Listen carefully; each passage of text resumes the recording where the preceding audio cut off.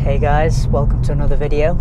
I was thinking, now that I'm a car YouTuber, it's traditional to do 5 things I like, 5 things I dislike about pretty much everything in life.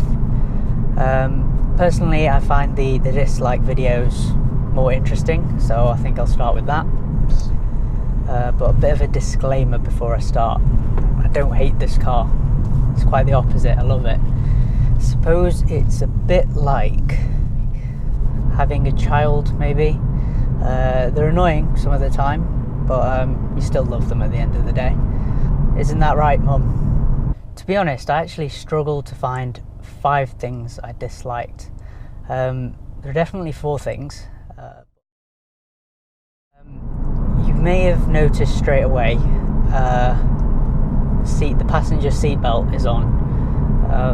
I'm not carrying any precious cargo or anything.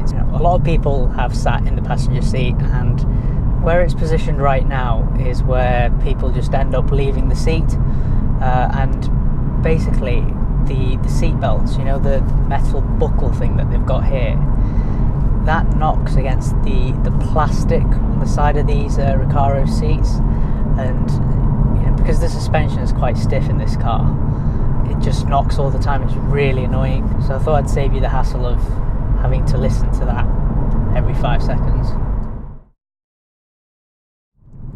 The second thing for me is actually quite a big thing. If you've watched my other videos on this car, I've probably mentioned it every single time, and it's the transmission in comfort mode. It's just slow. Say you need to quickly accelerate or anything like that, and you're overtaking a car, pulling out of a junction, that kind of thing. What I'm going to do is put my foot down. There's a fair amount of delay before it shoots, and it does this thing, it holds the gear for quite a while, and personally I think it's a bit annoying because this is only a 2-litre 4-cylinder engine, so when it's just whining away at like 4,000 RPM, it doesn't actually sound nice, and to anyone on the outside, they probably think you're an idiot and you're not changing gears. So it's just a bit sluggish compared to either the auto boxes or the other dual clutch systems that I've driven. And as I said, it's mainly just in comfort mode.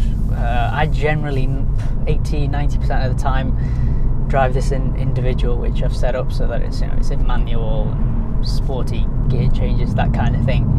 And that's the reason why, really. I just don't like the transmission in comfort. So that's the second thing. So point number 2 is quite big. Again, if you've watched a lot of my videos, you'll have noticed that I generally take pictures and outside shots of mainly the front from like a 45-degree angle. That's because I don't really like the back end of this car, or originally. If we think about the standard CLA, it's a very weird shape if you've seen them, like the whole concept. It's an A-class, but they've tried to take the CLS concept and kind of slap the two together. From some angles it does look quite nice, but originally I just didn't like the back end, and that's why I've done a lot of cosmetic surgery on the back, because it just looks so plain. With the CLA 45, you obviously got the diffuser on the bottom, which helps make it look more sporty, but I put a black spoiler on, I swapped the badges to black, and even now that I've wrapped it, I don't like the lights at the back. They're too big and look a bit old-fashioned. So the next thing I'm going to do straight away is get those rear lights tinted. The facelift CLA is a bit better because the lights actually are a bit darker. Yeah, so the lights are a bit darker, and they're like an updated full LED type. I'll put a picture somewhere. And those lights actually look a bit nicer. This CLA, so this is like the 2016 model, it still has like those angel eye strip LEDs, which when it first came out looked quite cool. Now I don't know, I think it's just looking a bit old-fashioned. But The fourth thing that I dislike about this car is also to do with the back of the car, and that's the boot. It's actually quite deep. However, there are no hooks in the back of the boot, so where you hang like shopping. Oh, there's a... Ooh. Wonder if you saw that on camera.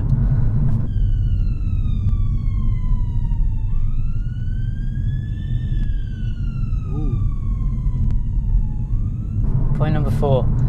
There are no hooks, and because the boot's quite deep, everything rolls around and you just won't be where you left it. So when it comes to shopping, that's where it's quite bad.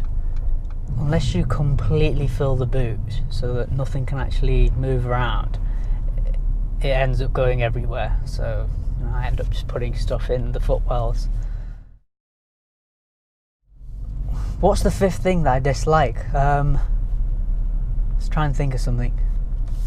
Is there anything on the interior? It is basically like a coupe A-class at the end of the day, so I'm not expecting super high quality materials all around here. Do you guys have a fifth thing? Are there any other annoying things? I suppose this one's going to be personal to me. Where I have the seat position on this side, because of just the way I sit and everything, if I want to look over my shoulder for my blind spot, I can't see anything. The seat's in the way. You've got the door pillar in the way as well. I have to kind of like lean forward and crane my head round. So yeah, that does make changing lanes on the motorway, joining the motorway, that kind of thing, a bit more interesting. But that'll just be depending on where you sit. So I mean, I like where the seat is now, and unfortunately it's just, can't really do much about that. So guys, once again, thanks for watching. Give this video a thumbs up if you found it interesting or useful. What else do I usually say? Oh yeah, subscribe down below, comment down below. Is there any things that you guys don't like about the CLA 45 or the CLA in general? And since it's the Easter break, I shall probably be seeing you all again very soon. Take care guys, bye.